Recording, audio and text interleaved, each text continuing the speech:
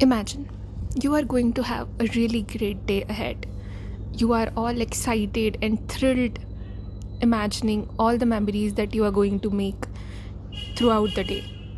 But sadly and suddenly, all your excitement fades away.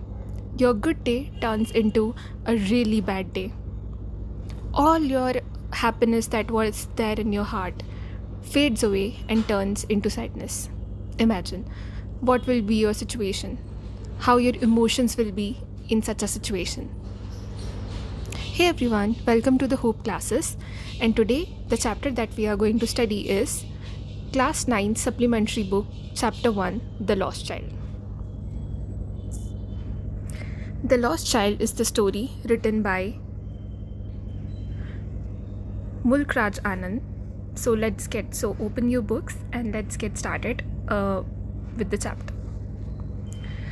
It was the festival of spring. From the wintry shades of narrow lanes and alleys emerged a gaily clad humanity. So यहाँ पर it was a festival of spring. एक spring का festival है और थोड़ा सा वैसा माहौल है और ठंडे ठंडे शेड्स में से जो पतली पतली गलियाँ हैं और जो छोटी छोटी बोल सकते हो आप वो जो इन्वायरमेंट है वहाँ पे that is filled and immersed a gaily clad humanity. Gaily clad humanity का मतलब यहाँ पे है colourfully dressed people going to the fair. मतलब वहाँ पर जैसे आप भी किसी मेले में जाते हो तो आप देखते हो ना कि वहाँ पर कैसे हर कोई अलग अलग तरह के कपड़े पहन के और एक सारा वो भीड़ सा झुंड जो वहाँ पे जमा होता है और वो जैसा टाइप का माहौल होता है that is being described over here. Some walked, some rode on horses, others sat, being carried in bamboo and bullock carts. One little boy reigned between his father's legs, brimming over with life and laughter. कुछ लोग चल रहे थे, कुछ घोड़े पे जा रहे थे, कुछ बैठे हुए थे और कुछ बैम्बू के ऊपर ले जाए जा रहे थे और कुछ बुलक कार्ट्स यानी कि जो हमारी बैलगाड़ी वगैरह होती है उसमें लेके जाए जा रहे थे, कुछ उसमें जा रहे थे. और एक छोटा सा बच्चा अपनी पापा के साथ और मम्मी के साथ वहाँ पर हंसता हुआ और लाफ्टर के साथ वहाँ चल रहा था या बोल सकते हैं फुदक रहा था. Come child come called his parents as he lagged behind, fascinated by the toys in the shops that lined the way. Now you can imagine your situation. जब आप लोग छोटे थे या अभी भी कभी आप कहीं जाते हो अपने पेरेंट्स के साथ and you see everywhere कि आपकी फेवरेट चीज़ें लगी हुई है सारी शॉप्स में, so you get fascinated by it. तो उसी तरह से सिचुएशन उस वन लिटिल बॉय की थी और उसके पेरेंट्स उसे बुला रहे थे कि आ जाओ हमारे साथ. एज वो पीछे रहता जा रहा था अपने पेरेंट्स से एज ही वॉज बिज़ी और looking around all the toys और जो भी सब वहाँ पे सामान लगे हुए थे. He hurried towards his parents, his feet obedient to their call, his eyes still lingering on the receding toys. As he came to where they had stopped to wait for him, he could not suppress the desire of his heart, even though he well knew the old cold stare of refusal in their eyes. I want that toy, he pleaded. अब जैसे ही वो उसके parents ने उसे बुलाया वो भागते हुए वहाँ जाता है और हिज फीट यानी उसके पैर तो अपने मम्मी पापा की बात मानते हुए वहाँ उनके पास चले जाते हैं, लेकिन उसकी जो आँखें होती है वो अभी भी उन खिलौनों की तरफ होती है. और जहाँ पे जैसे ही वो वहाँ पर पहुँचता है जहाँ पे उसके मम्मी पापा उसका वेट कर रहे थे क्योंकि वो आगे निकल चुके थे और ये थोड़ा सा पीछे रह गया था, तो वो डिमांड करता है कि मुझे वो खिलौना चाहिए. His father looked at him red eyed in his familiar tyrant's way.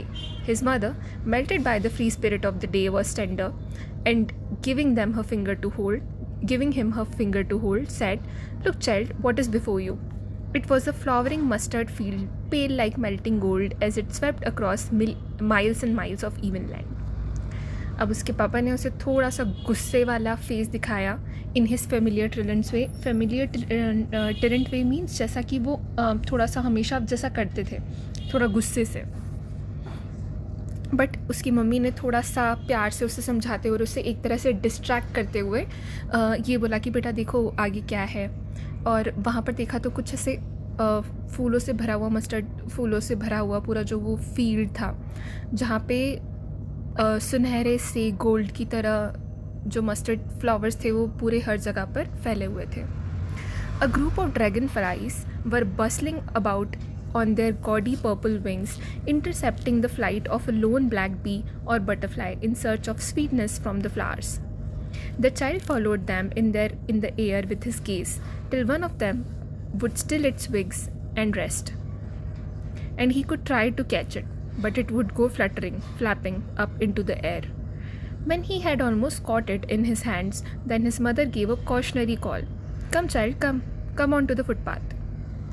अब वहाँ पर कुछ जो ड्रैगन फ्लाइज थे वो वहाँ पर उड़ रहे थे और वो वहाँ पर वैसे उसके ऊपर मंडरा रहे थे.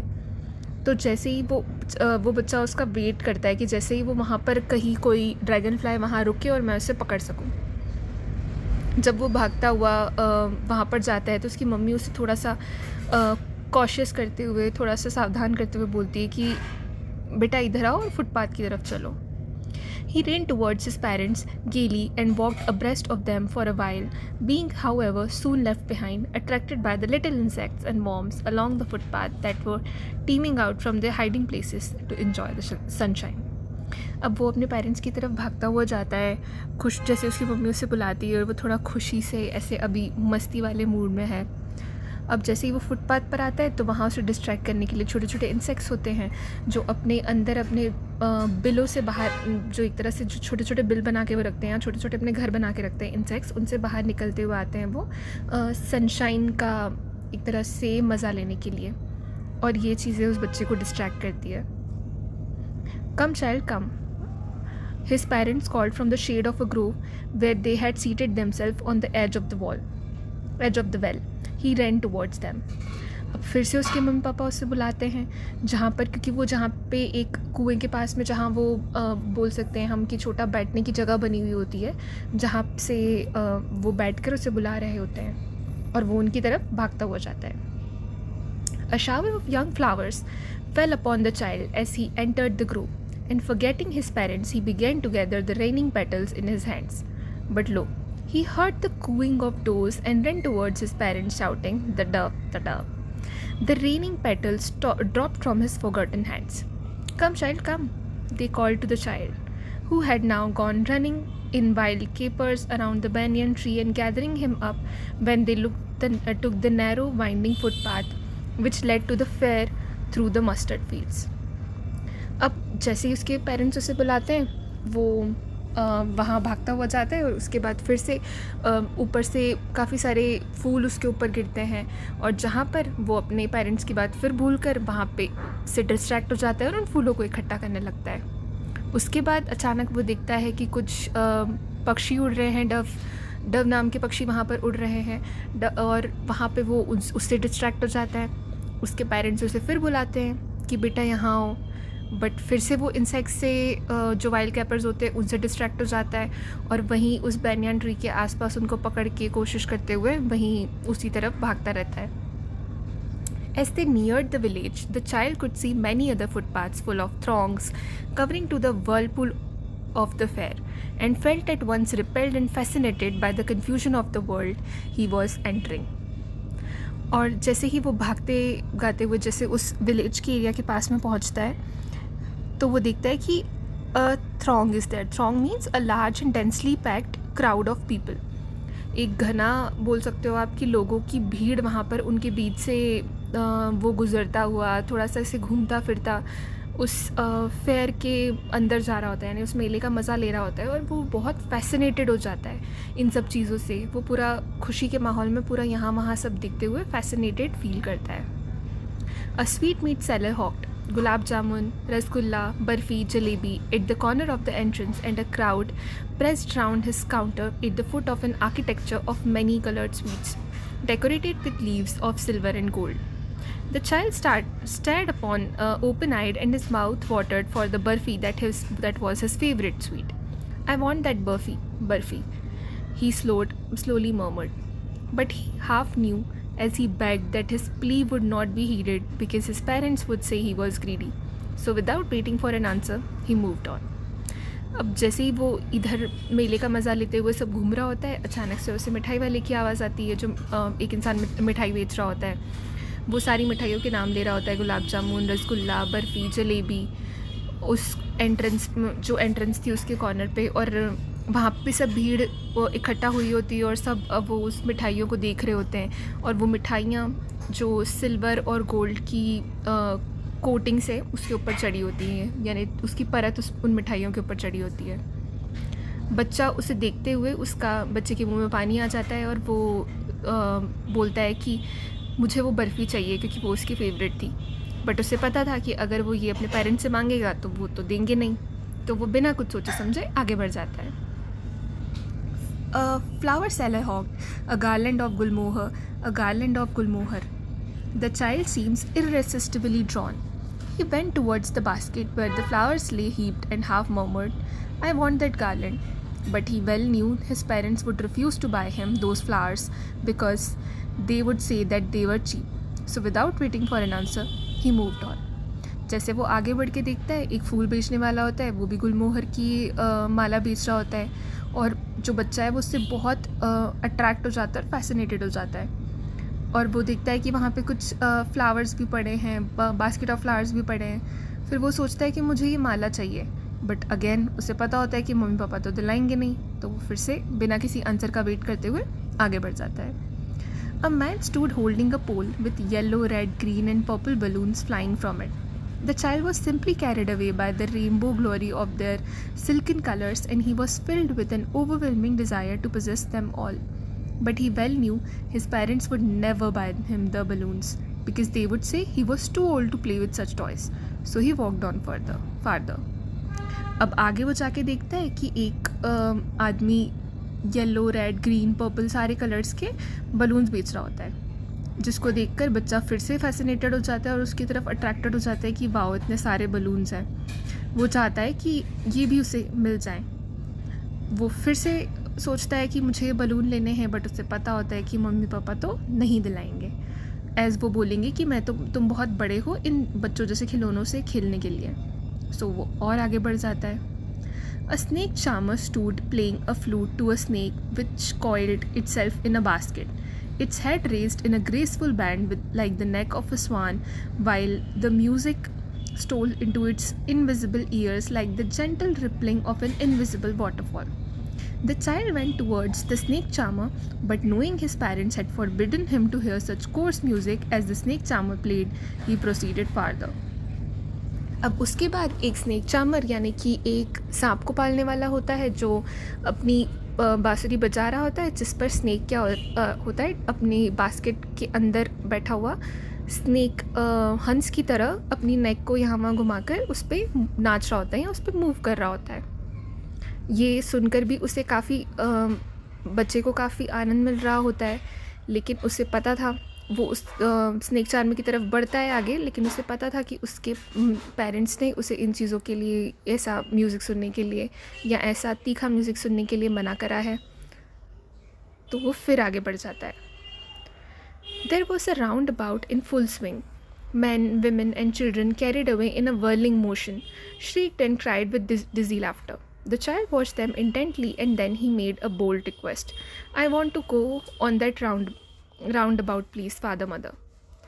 अब यहाँ पर जैसे वो थोड़ा और आगे बढ़ता है तो वहाँ पर वो एक झूला देखता है, गोल घूमने वाला झूला, जिस पे जो काफ़ी सारे आदमी, औरत, बच्चे सब वहाँ पर उस घूमते हुए मोशन में घूम रहे होते हैं और वो थोड़ा चिल्ला रहे होते हैं, हंस रहे होते हैं, यानी कि मज़े कर रहे होते हैं। उन बच्चों को देख और उन सब लोगों को देखकर उस बच्चे के मन में भी इच्छा होती है कि मैं भी इस पे बैठूं।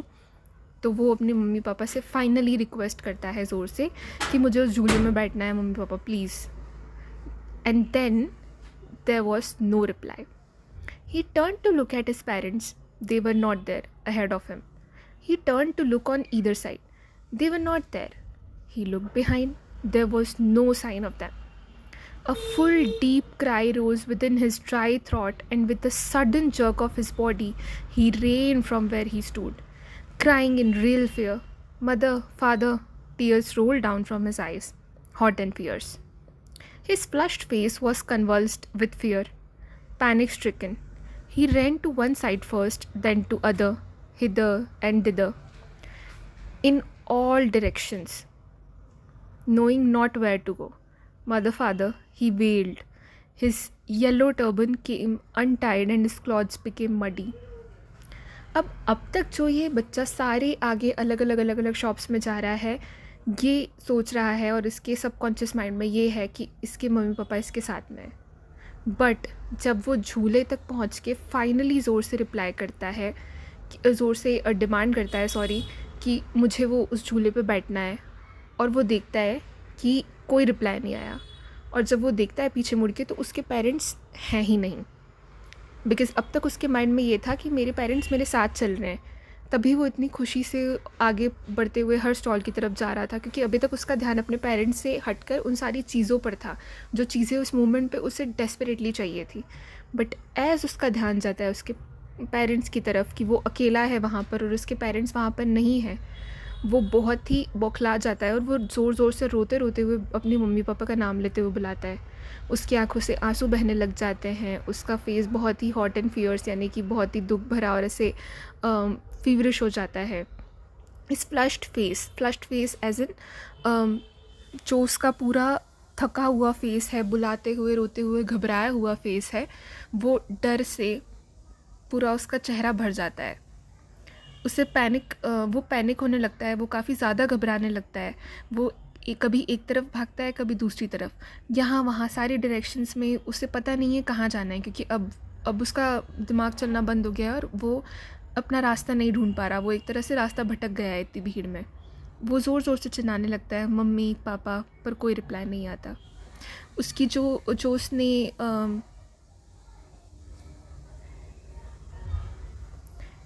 येलो कलर की टर्बन यानी पगड़ी पहनी हुई थी, वो भी खुल जाती है भागते भागते। उसके कपड़े भी जो हैं वो भी बहुत कीचड़ में हो जाते हैं, क्योंकि उसे कुछ समझ नहीं आ रहा होता। Having run to and fro in a rage of running for a while, he stood defeated, his cries suppressed into sobs. At little distances on the green grass he could see, through his filmy eyes, men and women talking. He tried to look intently among the patches of bright yellow cloths, but there was no sign of his father and mother among these people, who seemed to laugh and talk just for the sake of laughing and talking. अब वो यहाँ वहाँ भागता हुआ इतनी परेशानी में दौड़ते हुए, उसको थोड़ा टाइम हो चुका है दौड़ते हुए, पर उसके मम्मी पापा का कोई साइन नहीं है। उसके जो वो रो रहा था वो थक कर सुबकने के लेवल पर आ जाते हैं। थोड़े डिस्टेंस पे वो देखता है कि हरी घास के बीच में अपने आंसू भरी आंखों के बीच से जितना उसे दिख रहा होता है कि कुछ औरत और मैन जो है वो बात कर रहे हैं। वो उस अपनी आंसू भरी आंखों से देखने की कोशिश करता है उन ब्राइट कपड़ों के बीच में से कि शायद कोई दिख जाए, या उसके मम्मी पापा में से कोई दिख जाए, उनका कुछ साइन दिख जाए, कहीं जाते हुए वो दिख जाए। बट कोई पर उसे कुछ दिखाई नहीं देता सिवाय उन लोगों के जो हंस रहे हैं और बात कर रहे हैं। He ran quickly again, this time to a shrine to which people seemed to be crowding.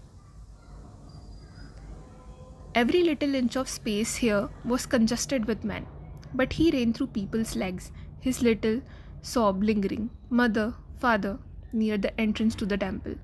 However, the crowd became very thick. Men jostled each other, heavy men with flashing, murderous eyes and hefty shoulders. The poor child struggled to thrust away between their feet, but, knocked to and fro by their brutal movements, he might have been trampled underfoot. Had he not shrieked at the highest pitch of his voice, "Father, mother," a man in the surging crowd heard his cry and, stooping with great difficulty, lifted him up in his arms. अब वो फिर से वापस panic होते हुए, जब उसको उसके मम्मी पापा दिखाई नहीं देते, वो और भागने लगता है यहाँ वहाँ, जहाँ लोगों की वैसे ही इतनी भीड़ है। वो अब बोल कर चिल्ला कर थक चुका है, लेकिन फिर भी वो आवाज़ लगाता है कंटिन्यू अपने मम्मी पापा के लिए। इतने सारे लोग हैं जो इतने हष्ट पुष्ट लोग हैं, उनके बीच में से गुजरता हुआ, क्योंकि वो तो एक छोटा सा बच्चा है और इतनी भीड़ जो हाँ उसे भीड़ लेके जा रही थी, वो उस भीड़ में चल जाता हुआ, उनसे बचता हुआ, उनके पैरों के मूवमेंट के बीच में से कहीं से भी निकलता हुआ वो अपने मम्मी पापा को ढूंढता रहता है। वो बुला रहा होता है, जब उसकी आवाज़ कोई नहीं सुन रहा होता, बट फाइनली किसी इंसान का ध्यान उस पर जाता है, एक आदमी का ध्यान उस पर जाता है और वो उसे अपने गोद में उठाता है। "How did you get here, child? Whose baby are you?" the man asked as he steered clear of the mass. The child wept more bitterly than ever now and only cried, I want my mother, I want my father. अब जब वो आदमी उसे उठाकर पूछता है कि कौन हो तुम बेटा, कहाँ तुम किसके बच्चे हो, अब ये सुनकर बच्चा और ज़्यादा रोने लग जाता है और वो बस यही बात बोलता है कि मुझे बस मेरी मम्मी चाहिए, मुझे बस मेरे पापा चाहिए.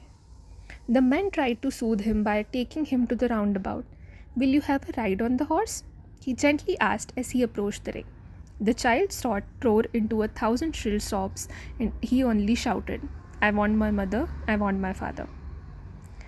अब जो आदमी है वो उसे थोड़ा सा प्यार से समझाने की कोशिश करता है, थोड़ा सा उसे चुप कराने की कोशिश करता है, तो वो उसे उसी वो उसे वहाँ पर उन झूलों के आसपास लेकर जाता है और बोलता है क्या तुम्हें इस घोड़े पर झूलना है.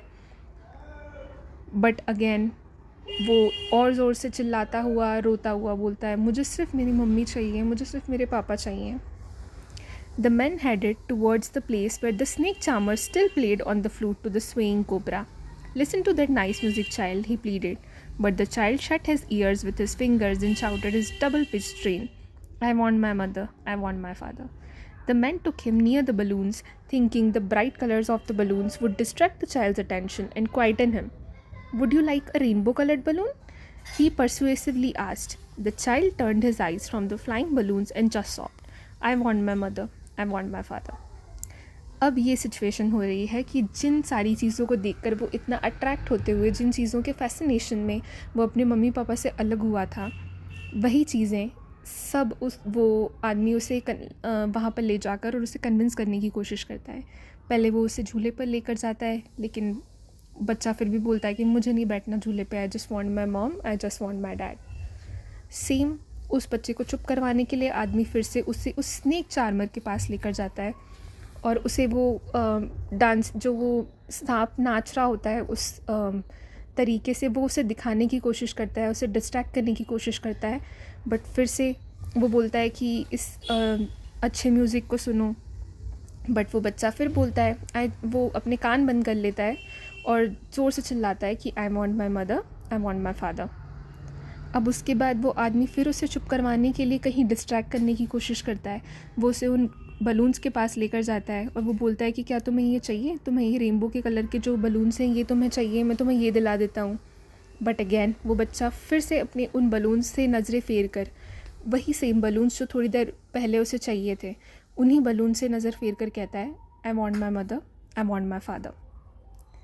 The man, still trying to make the child happy, bore him to the gate where the flower seller said, Look, can you smell those nice flowers, child? Would you like a garland to put around your neck? The child turned his nose away from the basket and reiterated his sob, I want my mother, I want my father. अब वो आदमी थोड़ा और उसे, क्योंकि बच्चा चुप ही नहीं हो रहा था, तो वो आदमी थोड़ा और उसे चुप करवाने के लिए और उस बच्चे को थोड़ा सा खुश करने के लिए वो उसे वहाँ ले जाता है जहाँ पे वो फूल बेचने वाला बैठा था. और वो उसकी बास्केट में दिखाकर उसका एक तरह से उसको बास्केट के पास ले जाकर बोलता है, क्या तुम्हें इन अच्छे से फ्लावर्स को, इन सुंदर से फ्लावर्स को की खुशबू लोगे? क्या तुम्हें ये गार्लैंड चाहिए, तुम्हें ये हार चाहिए फूलों का? क्या तुम्हें इसे पहनना पसंद करोगे? ये वही गार्लैंड जो उसे थोड़ी देर पहले काफ़ी डेस्परेटली चाहिए थी. पर बच्चा फिर अपनी नाक जो है वहाँ से हटा लेता है उस बास्केट से और वही अपनी आवाज़ में रिपीट करता है कि मुझे मेरे मम्मी चाहिए, मुझे मेरे पापा चाहिए. Thinking to humor his disconsolate charge by a gift of sweets, the man took him to the counter of the sweet shop. What sweets would you like, child? He asked. The child turned his face from the sweet shop and only sobbed, I want my mother, I want my father. So, अब आखिरी बार to disconsolate means उसका जो वो बहुत unhappy and जो वो उसकी situation थी, जब जो उसे आदमी कंफर्ट नहीं कर पा रहा था, यानी वो जो इतना रोता हुआ और बिलखती हुई सिचुएशन थी उस बच्चे की, उससे डिस्ट्रैक्ट करने के लिए वो उस आदमी उसे मिठाई वाले के पास लेके जाता है और वो मिठाई उसे ऑफ़र कर रहा होता है कि क्या तुम ये मिठाई खाओगे? वही मिठाई जिसको वो थोड़ी देर पहले मांग रहा था और वो चाहता था कि उसके मम्मी पापा उसे ये मिठाई दिलाएं. बट उसने उन स्वीट्स को भी ना करते हुए, उन मिठाइयों को भी ना करते हुए सेम बात रिपीट की, I want my mother, I want my father. So this was all about this chapter. मैं ट्राई करूँगी कि नेक्स्ट वीडियो में we can get a summary of this particular chapter. So if you have a lesser time या आपके पास कम time है, so you can directly study that और listen to that video. If we were able to add any value in your studies through this video, please like and subscribe to the channel. Thank you.